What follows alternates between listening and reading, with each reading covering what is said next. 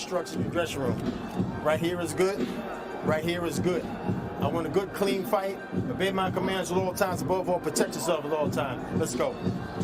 Gentlemen, we have been wowed by Elvis Rodriguez. This is his 4th fight in the Vegas bubble. Cameron Krael is a guy who has a near upside-down record, 17-16-3. But we always say this about Krael.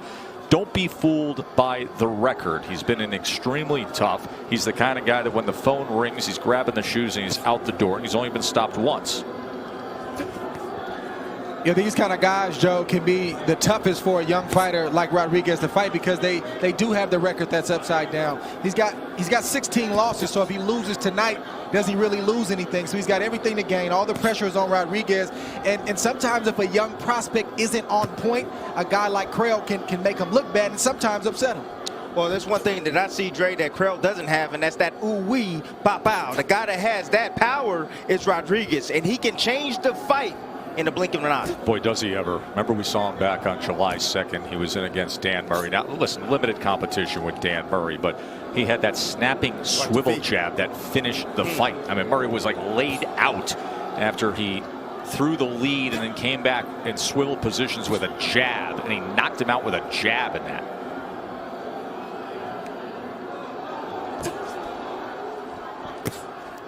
Rodriguez originally from the Dominican Republic, but he has been dedicating himself well out in Los Angeles, working at the Wild Card Gym with Freddie Roach. So you see right away, you see Krael stepping on the front foot, the lead foot of Rodriguez. You know, that does 2 things. That'll get your opponent off of balance. Rodriguez can be off balance if he throws a shot. And plus, you know, it kind of frustrates him as well. The referee hasn't seen it yet. But if this continues, the referee probably will step in and say, hey, stop stepping on each other's foot.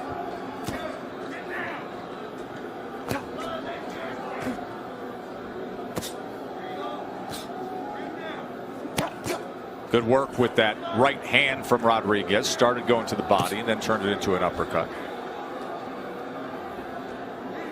See, the thing that I'm surprised at this very moment is the fact that Krael is actually throwing his jab, and he's being effective with his jab. You know, it's kind of slowed down Rodriguez's offense a little bit by landing his jab.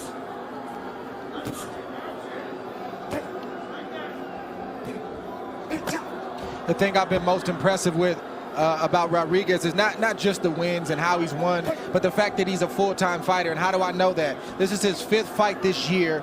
You know, he fought twice in July this year. That lets me know that he's not going back home to the Dominican Republic and partying after these fights or wasting a lot of time in between fights. He's staying in LA, he's staying in the gym, and he has no choice but to get better. Yeah, when we spent time with Freddie Roach last night to that point, Dre, he said really the only thing with this young man is loves being on the cell phone to call back home. If that's the biggest complaint, that's the worst thing. You know, missing your family and just being on the cell phone a lot, calling back home to DR. That's right.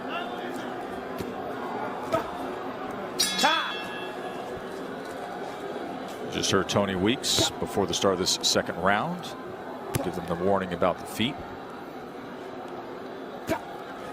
That's the punch if I'm Freddie Roach that I'm urging my charge to continue to use.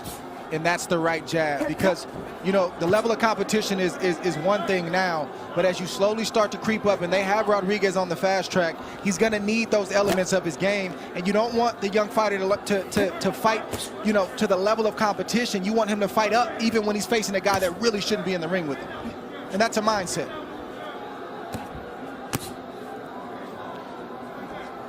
See, what I like about Krael right now, what he's doing is he's not giving ground. He's standing, he's forcing the younger fighter to fight at his pace, and he's putting pressure on him little by little to see what he knows. He's fighting behind a tight guard, Dre. Yeah, and to your point, Tim, I'd like to see Krael let his hands go because he's got decent pop. You know, he's got good offense like you see right there. He's got to let his shots go if he's going to have a chance in this fight.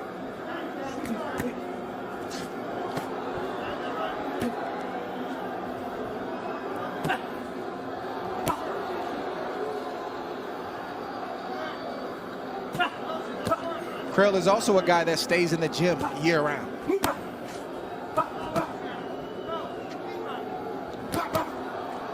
You know, when you have a a fighter that's just standing directly in front of you and he's putting those earmuffs on, or Olympic-style defense, whatever you want to call it. I mean, it's a perfect opportunity to start loading up on stuff.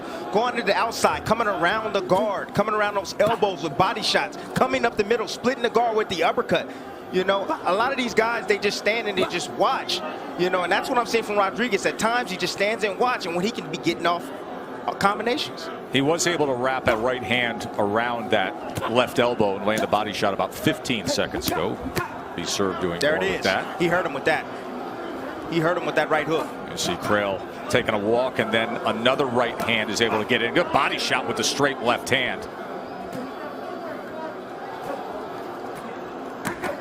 You can see that pop as Rodriguez steps into it.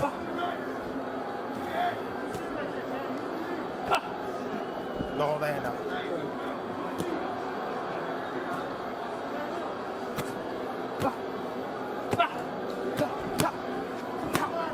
There's that right hand to the body again. Right hook up top. Dominating second round here from Elvis Rodriguez. Krael affected once again, back against the ropes. Wrong place to be against Elvis.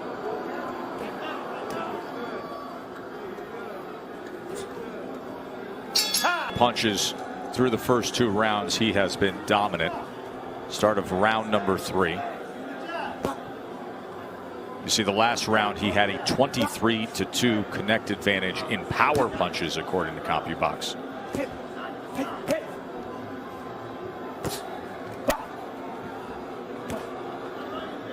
You know, we asked him when we visited with him last night about all the hype, about being the guy that is among the most talked about prospects in the game. Oh, the right hook clipped him up top.